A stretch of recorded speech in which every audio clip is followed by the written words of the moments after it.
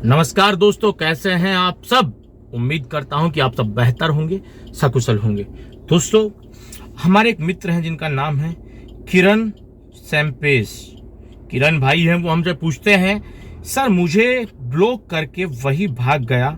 मैं उसे बोला साइबर क्राइम को फॉरवर्ड कर रहा हूं, अगर वायरल करना है तो करो ऐसा, अगर कुछ करेगा तो केस खोल देता हूं। किरण भाई, सूझबूझ आपने लगाया हुआ है तो मतलब इतना भी तय है कि आप उन लोगों के खिलाफ केस खोल सकते हैं। जैसा आपने बताया कि वही लोग आपको ब्लॉक करके भाग गए क्योंकि आपने उनसे कहा था कि साइबर क्राइम में आपने साइबर क्राइम के पास उनके खिलाफ रिपोर्ट आपने साइबर क्राइम को फॉरवर्ड कर दी है। उसके बाद वही लोग आपको ब्लॉक करके भाग गए।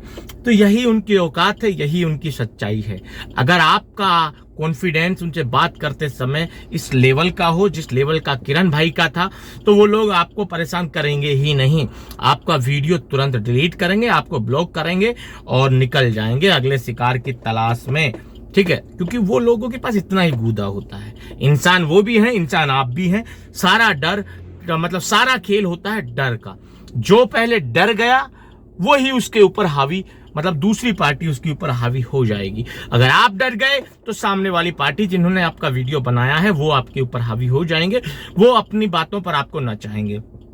अगर आप शुरुआत में ही उनके ऊपर हावी हो गए तो वो आपको ब्लॉक करके आपका वीडियो डिलीट करके निकल जाएंगे, आपसे दोबारा बात तक वो नहीं करेंगे। तो सारा खेल जो ये है वो डर का है, ये मानसिक डर का है कि मानसिक रूप से कौन किसके ऊपर हावी होता है। जो जिसके ऊपर हावी हो जाता है उसका पक्ष, उसका पलड़ा भारी हो जाता है, दूसरा दबता चला जाता है।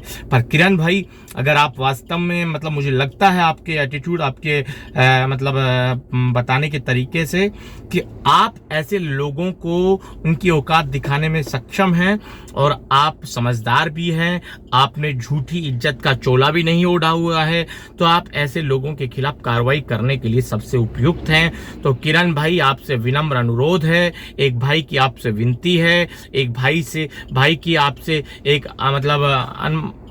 अनुरोध आप लगा सकते हैं कि आप ऐसे लोगों के खिलाफ कार्रवाई जरूर करें। आपके पास जो भी उनके नंबर हैं वो सारे नंबर साइबर क्राइम ब्रांच को देकर, जैसा आप की बातों से लग रहा है आप समझदार हैं, आपकी पहुंच साइबर क्राइम पुलिस तक जरूर होगी। तो भैया, अगर आप सक्षम हैं उन लोगों का गंडा करवाने में तो प्लीज आपसे अनुरोध है कि उन लोगों के खिलाफ कार्रवाई की प्रक्रिया को आगे जरूर बढ़ाएं, क्योंकि आप जैसे लोग ही हैं जो उन लोगों को उनके अंजाम तक पहुंचा सकते हैं। वरना यहाँ तो लोग ऐसे हैं जो थाल में सजाकर पैसे उनको चुपचाप बिना किसी बात के उनको दे देते हैं और बाद में रोना शुरू करते हैं। तो किरण भाई, आप सक्षम जरूर हैं मुझे लगता है, तो आप ऐसे लोगों के खिलाफ कार्रवाई जरूर करें। अगला सवाल हमारे एक भाई हैं राजेश शर्मा।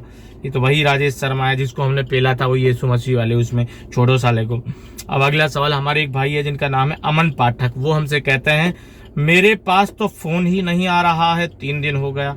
अमन पाठक भाई की भी यही समस्या है। मतलब साला यार, मुझे ये बात बड़ा अजीब लगता है कि कोई तो इस बात से परेशान है कि लगातार उनके पास फोन आए जा रहे हैं, कोई इस बात से परेशान है कि अलग अलग नंबर से फोन आ रहे हैं, कोई इस बात से परेशान है कि अननोन नंबर से उनके पास व्हाट्सएप पर तरह तरह के मैसेज आ रहे हैं, कोई इस बात से परेशान है कोई टेक्स्ट मैसेज करके उन्हें धमका रहा है, कोई इस बात से परेशान है कोई उनको यूट्यूब वाला बन के फोन कर रहा है, कोई साइबर क्राइम वाला बन के फोन कर रहा है, कोई दिल्ली पुलिस स्पेशल सेल वाला बन के फोन कर रहा है। और ये हमारे जो भाई हैं जिनका नाम है अमन पाठक जी हमसे कह रहे हैं कि पाठक जी इसलिए परेशान है कि 3 दिन हो गया भाई के पास कोई फोन ही नहीं आया है।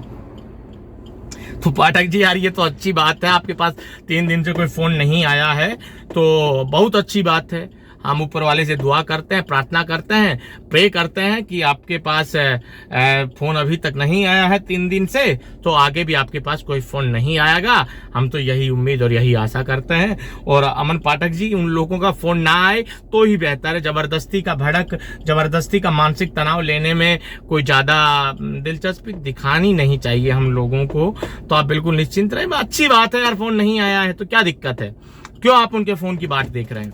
यहाँ तो लोग उनका फोन आते ही मतलब उनकी हालत खराब हो जा रही है, और आपकी हालत इसलिए खराब हो रही है कि आपके पास फोन नहीं आया है।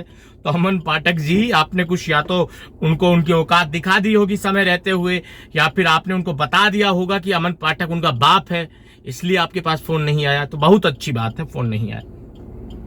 अगला सवाल हमारे एक भाई हैं, दुर्गेश शर्मा जिनका नाम है, वो हमसे कहते हैं कि भाई उनको गाली दे सकता हूं। वाह, दुर्गेश शर्मा जी पूछते हैं कि भैया क्या मैं उनको गाली दे सकता हूं? भैया नेकी और पूछ ये भी कोई बात है? सीख लीजिए। अगर गाली देना आपको नहीं आता तो सीख लीजिए, कोई कोरस कर लीजिए, प्राइवेट मुझसे बात कर लीजिए, मैं आपके पास एक स्पेशल कोरस भेज दूंगा, 2-3 MB का होगा, जिसमें एक से बढ़ के एक गाली आपको देखने को मिल जाएंगी। आप उनकी औकातानुसार उनको जो पसंद है वो गाली उनको दे सकते हैं, उसे संबोधित कर सकते हैं। दुर्गेश शर्मा भाई देखिए, गाली देना किसी बात का समाधान नहीं है, बट सामने वाला जो चाहता है उसकी औकात के अनुसार उसका सम्मान करना भी जरूरी है इस दुनिया में। ठीक है, आप कितने भी प्रवचन कर लीजिए, लोग जब तक आपकी बात नहीं सुनेंगे जब तक उनकी औकात अनुसार उनको गाली ना मिल जाए।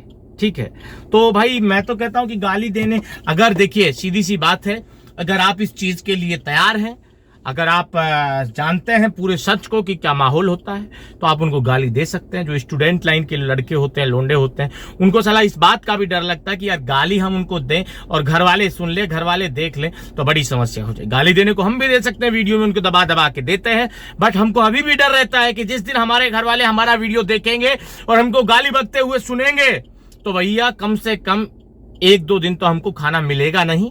उसके बाद लुगाई के हाथ पांव जोड़ेंगे, ठीक है, प्रणाम करेंगे, माँ बाप से माफी मांगेंगे, क्षमा याचना करेंगे, उसके बाद हमें भोजन मिलेगा, समझे? क्योंकि और यही चीज है जो हमें यार उन लोगों से अलग बनाती है।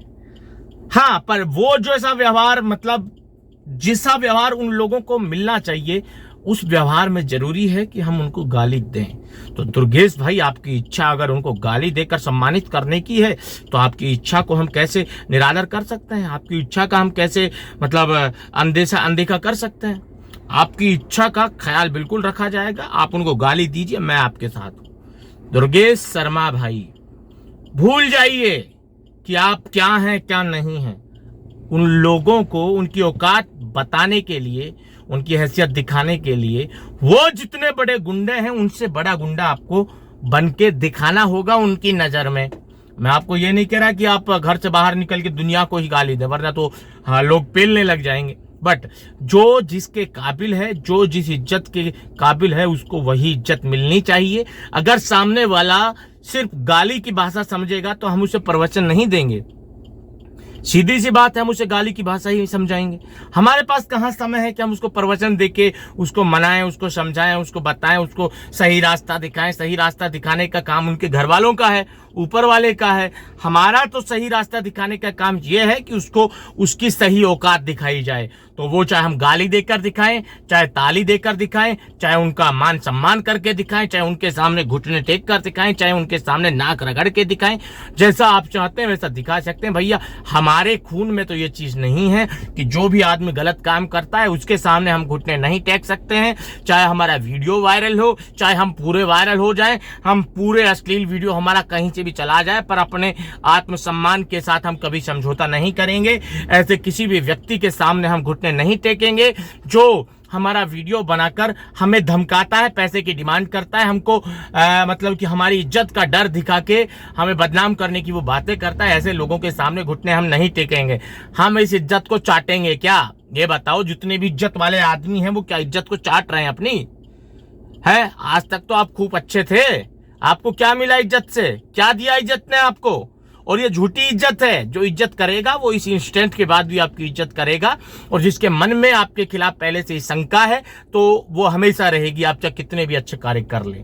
तो दुर्गेश शर्मा जी, आप दीजिए। आपने गाली जितनी सीखी है उतनी दीजिए, नहीं सीखी है तो सीख लीजिए। गूगल पर जाइए, गाली गलौज के वीडियोस देखिए और भर भर के उनको गाली दीजिए, क्योंकि वो यही प्रिपेयर करते हैं।